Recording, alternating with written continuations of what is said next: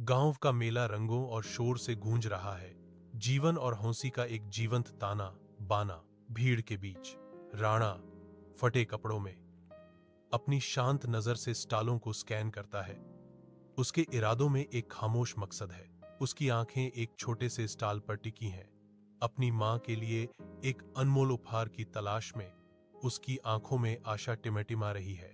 रेशम में दीप्तिमान शीला अपने पिता के साथ आती है। उसकी उपस्थिति मेले पर एक चमकदार चमक डालती है।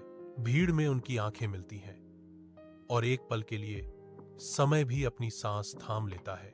राणा के चेहरे पर एक हल्की कोमल मुस्कान खिल उठती है, जो शीला की मधुर वापसी से परिलक्षित होती है। एक मौन संबंध बनता है। सूरज क्षितिज के नीचे डूब जाता है। प्राचीन बरगद के पेड़ पर लंबी अलौकिक छाया डालता है। राणा और शीला को अपने रहस्य में ढंक लेता है।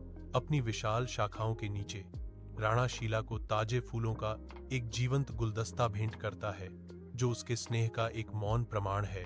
शीला फूलों को स्वीकार करती है। उसकी उंगलियां नाजुक ढंग से उन्हें व्यवस्थित करती हैं, जैसे राणा अपने सपनों, हरे भरे खेतों और कड़ी मेहनत के बारे में बात करता है। वह बदले में उसे शहर की कहानियों, किताबों और दूर की दुनिया से मंत्रमुग्ध कर देती है। कल्पना की एक टेपेस्ट्री बुनती है। उनकी निगाहें मिलती हैं, उनके बीच समझ और स्नेह की एक मौन सिम्फनी बहती है।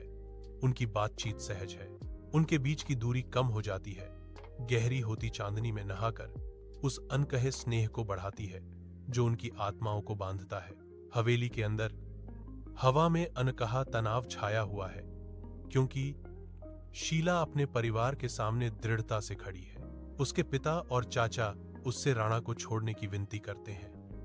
उनके चेहरे पर चिंता और अस्वीकृति के भाव हैं। शीला की मधुर आवाज में एक अटूट विश्वास है।